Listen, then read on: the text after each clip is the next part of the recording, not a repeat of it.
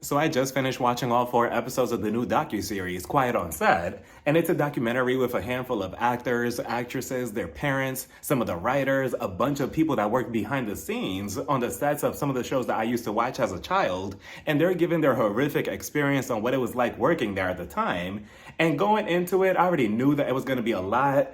But as I'm actually watching it in real time, episode by episode, actually not even episode by episode, it was kind of like every 10 minutes, things just kept getting worse and worse and worse as the docuseries kept going. I'm like, what was I watching back then? Because they kept inserting some of the jokes, if that's what you want to call it. I remember vividly all of these skits for the most part. I remember the actors, the actresses, and the scenarios, and thinking nothing of it. And now as an adult, watching some of these, again, jokes, it's just like, what were they putting on TV for us? And to hear from the actual cast members that their experience was traumatizing was really heartbreaking because we were all fans of the show, of the cast members. They entertained us, but to know that it was all one big nasty lie and they sacrificed so much of themselves mentally, physically for our entertainment just to get screwed over in the end as kids. So the whole docuseries starts off on the show All That. All That is a kid version of the show SNL. We start off with 2 writers. Both of them are women.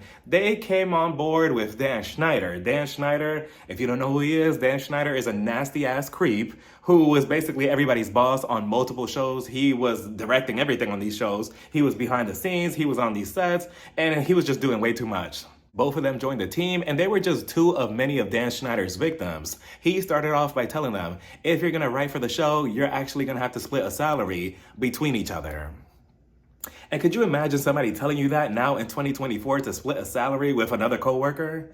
Like, let alone in the early 2000s or in the 90s, like, that just sounds crazy, right? And of course, if you're trying to break into this type of industry, of course, those opportunities are very rare to get something big like this to work on a show. So of course, if somebody like Dan Schneider dangles something as small as that in front of your face, of course you're gonna jump for it because you're gonna think, maybe I just have to sacrifice some of the money now so it could pay off in the long run. But did it really? Probably not. He would throw tantrums. He would threaten them with their jobs. There was one experience that one of the writers, they were writing for a teenage girl, and Dan Schneider, he had this twisted idea to get one of the writers to, I can't name specifically every single detail in this docuseries because it's way too inappropriate, but he told one of the writers, I want you to bend over in front of this desk and perform this certain move, this certain action, and she had to do it because she thought, well, if I go against him, I'm gonna lose my job, I'm gonna get fired, he's not gonna be happy. And that's just one of many different things that Dan Schneider held over everybody on these sets. That's the type of person that he was. He was a control freak, a nasty freak at that too. Then we start getting the backstory of some of the kids who are now adults and what they had to face when they were filming the show at the time. Starting with Brian Hearn. He was one of the few black kids on the sets of some of these shows. He was on the show All That for about 2 seasons, and he remembers portraying this superhero, and I believe the name was Mr. Big Nose, and he had a huge nose. He had these noses attached to his costume, his bodysuit, and if you look at the skit, those noses, they look like penises. And again, this is just another portrayal of what Dan Schneider thought was funny, right? His twisted way of humor. Again, with kids, you're putting on this inappropriate bodysuit on this kid and you know what you're doing. And to take it a step further, this whole skit was racially motivated. The fact that Dan Schneider put a big nose on a black child in the name of humor, he knew what he was doing. So he also had to wear a bodysuit for one of the skits. And he remembers somebody yelled out, oh, his skin looks like charcoal. Make sure that the bodysuit matches his skin complexion. And he also had to insinuate that he was a drug dealer in one of the skits. And again, this is what Dan Schneider's version of humor was to kids. So they also had a kid version of Fear Factor, if that's what you want to call it, where they had to perform all these crazy stunts. And his stunt was he had to be covered from head to toe, in peanut butter and lay on the floor while a bunch of dogs come out and lick it off his body. And I'm just looking at these clips like, again, what the hell were people thinking? Dan Schneider, you twisted fuck. Like, what is wrong with you? And that's not even that's not the only stunt that was crazy. There was another one that I saw that a kid, he was opening his mouth. They were trying to put a scorpion on their tongue. And I feel like Brian's mother was the only parent besides Drake Bell's father, but we'll get to him later, that had any type of common sense. Because she was actually on set for these skits. She was looking at the strange, suspicious behavior. She didn't approve of any of this. And she kept voicing her opinions like, hey, I don't like this. I don't like the direction that this is going in. And I'm assuming that Dan Schneider, he didn't like anybody pushing back against his nasty ass jokes. So he gave her son the door and he got fired and he never returned to the show again. But honestly, she did him a favor because even though, it was already going in a very creepy direction, who knows what would have, went down the road with Brian if he would have stayed on to the show. So there was another parent who their daughter was on the show. She started a friendship with one of the producers. His name was Jason Hardy. They started a friendship. Again, a young girl, grown-ass man. Young girl, grown-ass man. They started a friendship, and the parent, the mom, she thought, well, this is going to open doors for my daughter. I want her to be successful. I want her to be this. I want her to be on the shows. So I get it from a parent's perspective to a certain extent that, you want the best for your child. But, and I'm not trying to victim shame, but at what point, lady, do you open up your eyes and think, maybe my daughter shouldn't have this type of close relationship with this grown-ass man? Why are they emailing? Why are they messaging each other? Why are they so close like that? I get it that you want them to be successful, but, pull it back at some point because it got to the point where they started emailing each other. Jason, again, a grown-ass man, he emailed her pictures and videos of him. And she freaked out. She ran to her room. The mom came. She saw all of this in the email. She freaked out. But guess what? She didn't say anything about it because she didn't want to, be problematic. She didn't want to blow this whole thing out of proportion. She didn't want her daughter to lose out on opportunities in the future. And, again, it's just, I don't know. It's just so disappointing. And eventually he did go to jail. I believe for this situation, if I'm not mistaken, he went to jail for 6 years only. And, it's one thing to have Dan Schneider, and everybody on this docuseries and all the creeps and stuff. But then what about the people in the courtroom? The judges and all of that? Like, where do you make these decisions from? Like, you send pictures and videos to a minor, to a young girl, it's inappropriate, but you know what? We'll give you 6 years. Like, where's your mentality at? Where's your skeletons in your closet? Like, what are you hiding? That you're so easily to protect somebody like this for 6 years? Like, we also hear from Giovanni Samuels and Kyle Sullivan. Both of them were two of my favorites on the show. She came on knowing that she was going to be the token black girl, and it was crazy to find out that the skit that they filmed together called Sugar and Coffee, I remember watching that skit so many times, that they actually used real sugar for that skit. And if you remember, it was pounds and pounds and pounds of sugar going into their mouth, and clearly, obviously, that's not healthy for them, right? But of course, Dan Schneider, that's humorous, right? He just enjoyed torturing kids in this type of way. And then Kyle, he was 14 at the time, and he had a friendship, with Brian Peck. Brian Peck, well, he's another creepy, nasty-ass man that we'll get to in a second. He was also a producer, I believe, and he was Pickle Boy, and they had a friendship, and he went over to his house. He was looking at all the paintings, and, Brian, he saw that Kyle was excited about that, and he was like, oh, let me turn this painting around. And then written in one of the paintings was, best wishes to my friend Brian from John Wayne Gacy. And I'm again, this whole docuseries, as if it wasn't already shocking enough, but this right here was basically the cherry on top. I'm like, what? So Brian Peck, somebody who worked around kids, was a pen pal to John Wayne Gacy, and if you don't know who he is, he's also a very infamous murderer. He killed a lot of kids. He was also, I believe he was called the Clown Killer, and it's so sick, so nasty. Like, you're friends with John Wayne Gacy, and I'm pretty sure that he knew what he was up to, because look at what Brian Peck eventually ended up doing to Drake later on. But we'll get to that. But it was so disturbing. Kyle, he even said that, it was very weird being on set, that Dan Schneider, he constantly got massages from everybody, from kids, from people, from producers, from everybody on set. He was just always asking for massages. He was always asking for this, that, and the third. And, we see pictures and clips of him on the iCarly set, the Victoria set, and how he leans into them and he hugs them and he's grabbing them by the hips, and, they're sitting on his laps, and it's just very, very inappropriate, right? Then we start seeing a whole montage of Ariana Grande. Ariana Grande, before she was Ariana Grande, she was on a show called Victorious or Cat and she was on a show on Nickelodeon, and they had her do way, way, way too many inappropriate things on camera, or insinuating, very inappropriate things. Like, she was holding a potato, I believe.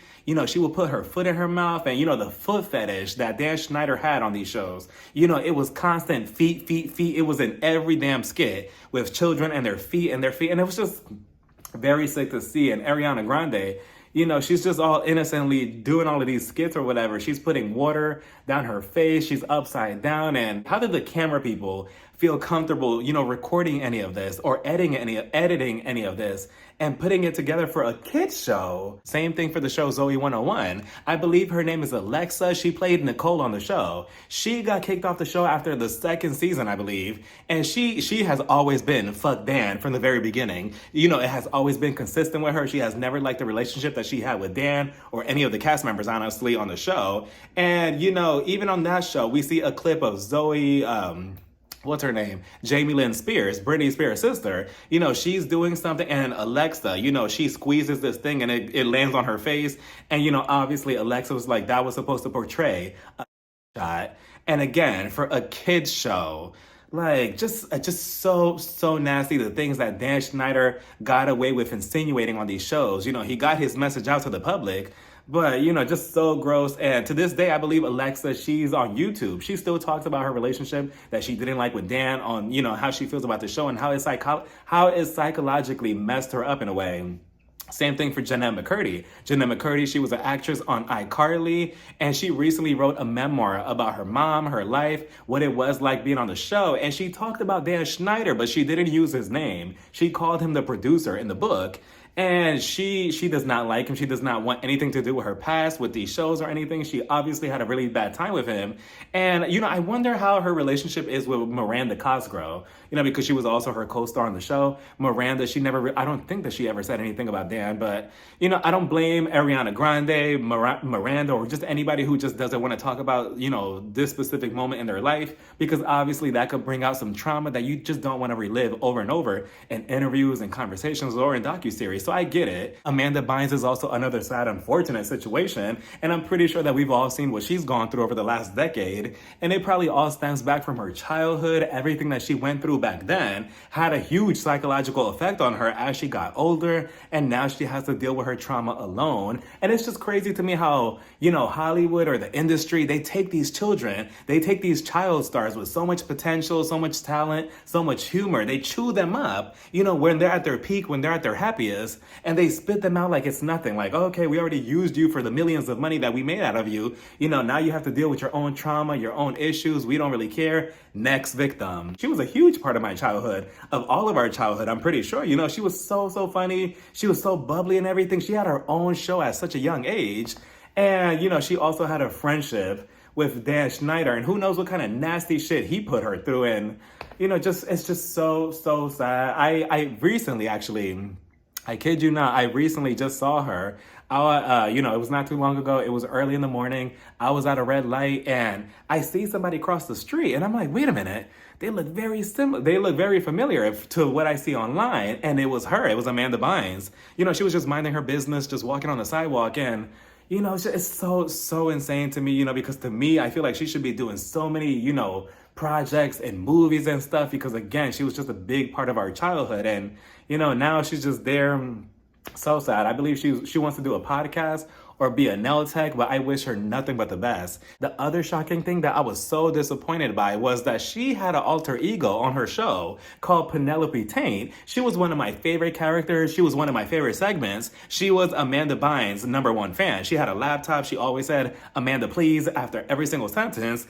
And come to find out that Dan Schneider also ruined that, because the name Penelope Taint came from a joke of, you know, the last name being taint, the body part taint, and, you know, like, just, oh my God, Dan Schneider, I can't believe that. Like, your nastiness is like, it's just deeply rooted in all of these shows. You can't even go back and watch the episodes without thinking or cringing like, what is this supposed to mean? Like, is this supposed to be funny, or are you insinuating something else? Like, it's in every single clip. Just so disgusting. Then we get to the episode with Drake Bell. And Drake Bell, he's known for his show Drake and Josh. I'm also a fan of the show. When he came on, he revealed to us that he had a friendship, again, one of these creepy ass friendships, with this grown man. Again, he was 15, 16 at the time, I believe. He was friends with Brian Peck, aka Pickle Boy, another person who has some type of power on these shows. And they had a friendship, and Brian Peck, he slowly but surely manipulated everybody in his life, basically. He was manipulating Drake, he was manipulating his dad, his mom. His dad his dad did see through his bullshit. And he didn't really like the close friendship that they had. He thought it was weird. He thought it was strange. How he was so touchy feely. He would go into the, to the rooms and stuff, and he'll find him, touching on him and everything. And then we see a flashback to when Brian Peck was on a different show with, I believe it was Leonardo DiCaprio. And Leonardo, he was also like, what, 16? He was young. And you see him just rubbing his shoulder all gently, and just so sick. The fact that you're caught on camera doing that, like, just so disgusting. And now you're doing it to Drake. And the dad, he didn't like this. He's like, I don't really like the relationship that they have. He told the mom, I believe the mom and the dad were not together. Eventually, I believe Brian, he manipulated Drake Bell to the point where Drake was like, this is my career. I'm going to do what I want. I don't want you to manage me. So he fired his dad. The dad, he was axed out of his life. They fell out. So now it was him and the mom. The mom, just like I said earlier, I'm not trying to victim blame, but lady, like, you see this weird relationship, that clearly this grown-ass man has with your son, who's 15, 16, taking him to Disney, taking him here, everywhere, sleepovers. Like, who is allowing sleepovers like that with a grown-ass man? I don't care how much you want your child to succeed in life or to have this career or whatever. No. And then it also puts things into perspective that sometimes these parents, they do have to be held accountable, because I feel like sometimes the parents go into these situations knowing that, okay, not only do I want my child to be famous, successful, rich, I also want to be famous, rich, and have this lifestyle. I also want to be in the limelight. So you know what? I'll sacrifice and I'll throw anybody underneath the bus if that means that I can also be in that position. Like, yeah, my child is going to have to go to therapy at one point, but so what? At least I'll have it all as well. And I'm not saying that that's what happened in this situation, but I mean, some parents, I don't know. I just feel like they're not as they're not as blind as, to what's going on completely. The mom, she would let him sleep over. Eventually, the dad told the mom, hey, can you not let him get too close to Brian Peck? I don't really like what's going on between them. The mom, she'll be like, Drake, he could go pick you up from wherever. He could go drop you off. I'm too far. I'm over here. I don't want to do it. And eventually, Drake, as he's talking about the situation with Brian Peck, he said that he spent the night at one point at his house, and he woke up. I can't say exactly what was going on, but he woke up to him doing certain things. And then we see articles of what exactly what was going on in their friendship. And Brian Peck was a nasty ass monster, just like everybody else in this documentary. He was also just a nasty monster. He did things with objects, he did stuff like that. He did this, that, and the third. And again, if you read the article, it's so disturbing. And it went on for I believe it went on for like 6 months. 6 months. Could you imagine going through something like that for 6 months? And Drake, he was shocked about this. He kept quiet. He didn't know what to do. He didn't want to tell anybody because he didn't want to change his behavior and, ring the alarm like, oh, something's going on, something fishy. So he just went along with it. And again, the dad knew, and he still didn't tell him anything about it.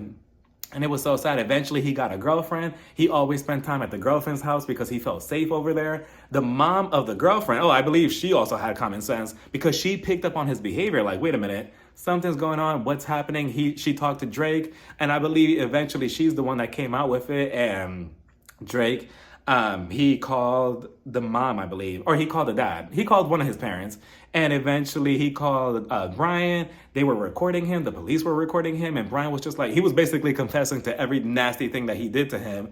And he was like, are we being recorded? And that's that. He went to jail. But, eventually he told his dad that this was so heartbreaking to me because the dad, he was like, oh, thank God they found him. Thank God they got him because I knew he was going to do something disturbing. I'm just so glad that, you were not a victim of anything of his. Come to find out that he was. And they asked the dad, how did you feel when you eventually found out that, yeah, your son was the victim to what he was doing? He started crying. He started breaking down and he blamed himself. And it's just so sad because he says that he still lives with that type of pain to this very day because, again, that's your son. You knew what was going on. You knew what was happening. You saw all the signs. And the fact that you couldn't really stop it because, obviously he iced him out his life. The mom, who knows what the mom was doing, but Drake, even in his posture, as he's talking about the situation, because the producers tell them, what's going on, what happened between both of you, he starts taking these heavy breathers. You could tell that he's just reliving all of this in his head again. And I just really, really felt for Drake Bell. The fact that he was just, going along with all these skits on Drake and Josh because it was happening at the time that he was filming the show. And the fact that he pushed all of that in the back of his head and he continued giving us good entertainment and making us laugh, like, that's the thing that kills me the most. The fact that they could all fake it so well and, mask all of that hurt and pain that they're going through, it's just sad to me. And, I believe Drake, eventually he did get caught up in some mess that he was allegedly texting or doing something with a minor. And, again, that pattern, you see the pattern repeats itself. And I'm not sure if he was found innocent or guilty in any of that, but just so, and we should not excuse any of that just because he went through that, but I do feel for him for what he went through this. And then he went to court with the whole situation, and he was shocked to find that there was a whole bunch of people on Brian Peck's side, and I believe there was a bunch of celebrities. I don't know any of these celebrities because I was going through the names, and I'm like, who are these people? But they wrote letters to the judge saying, oh, Brian Peck is a good person. He's a good person. Blah, blah, blah. There were some letters from women saying, oh, I feel like, if anything happened between them, I feel like he was forced into this. And I'm like, again, you're talking about a grown-ass man and a 16, 15-year-old. Like, and what was even more pathetic, and again, another representation of the justice, in America or in the world, is that Brian Peck, he went to jail for, I believe, 16 months. 16 months. How do you sit there and justify 16 months for all of the torture that he put on Drake Bell? Like, how do you sit there in good faith and think, you know what, for everything that I'm reading here, okay, let's say it is true. You're going to go to jail for 16 months, and I think that should be good. He should be fine with the justice. Like, it's just so insane to me. It's just so disgusting. It just goes to show how people in higher power, like in the court system, they're also probably corrupt as well. And just as nasty as all these people out there committing these type of, torturous acts. And then on top of that, the biggest slap in the face was that after he got out of jail, he just hopped over to Disney to work for the show Sweet Life of Zack and Cody, another kids show. And again, this is Disney we're talking about. Disney, they pride themselves on, we're here to make kids happy. It's all about the magical experience, the magic this, we're the best place on earth. Yet you're hiring monsters like this who do stuff like this to children on your team to work on a kids show. Like, just does not make sense whatsoever. And again, it just goes to show that people in higher power, they're all corrupt, but they're just trying to mask it. They're just trying to put the illusion that they're here for the kids. But behind all of that, they're hiring people like Brian Peck. I wonder what Josh Peck thinks of this whole situation, because he was also his co-star. Also, the Net School, the Classified School Survival Guide, that cast, they were just on TikTok Live like 2 days ago. They were making fun of the whole docuseries, like, oh, that didn't happen on our set. That didn't happen on our set. We weren't doing stuff like that. Yet you have a podcast admitting that everybody was basically sleeping with each other back then, doing drugs, doing this, that, and the third, yet nothing happened on set. Okay, so then Dan Schneider, he had the audacity to do an interview with one of the actors that was on his show, iCarly. I was so disappointed in him because this whole interview, it was a bunch of bullshit. First of all, the interviewer, he kept telling Dan, or he kept giving him grace like, look, I know what you're about to say, but let me just give you my experience. Nothing like this happened with me personally. And again, it always kills me when somebody is trying to talk about their trauma, yet somebody else is like, oh, well, that didn't happen to me. Like, okay, do you want a cookie? Do you want an award? Like, just because it didn't happen to you doesn't mean that it didn't happen to somebody else. And he's over here trying to justify his behavior in a way. Like, Dan, I know that people saying that you're this, down the third, but you were not like that to me. And I was just so disappointed in him because I believe that he was a popular character on the show. So Dan Schneider, he goes on to admit that, yeah, his behavior was very inappropriate, the whole massaging. He did confess all of that. But again, I just feel like the whole interview was it was in his favor. The interviewer, he wasn't really doing a good job of really asking the questions. He was more so like softening, his image or trying to rebrand him. And that's not happening. But he goes on to say that he owes everybody apology, blah, blah, blah. I just don't understand how he's not in jail.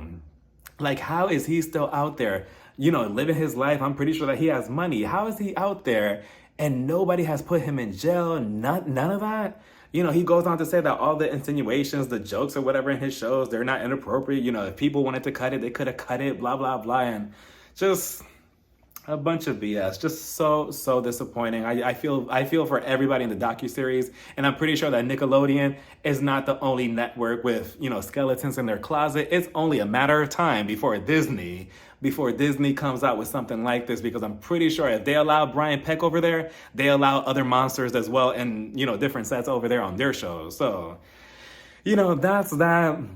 Let me know what you all thought about this whole entire docuseries down in the comments. Let me know what you think about Dan Schneider, Drake Bell, just this whole crazy situation down in the comments. Bye, everybody. Mwah.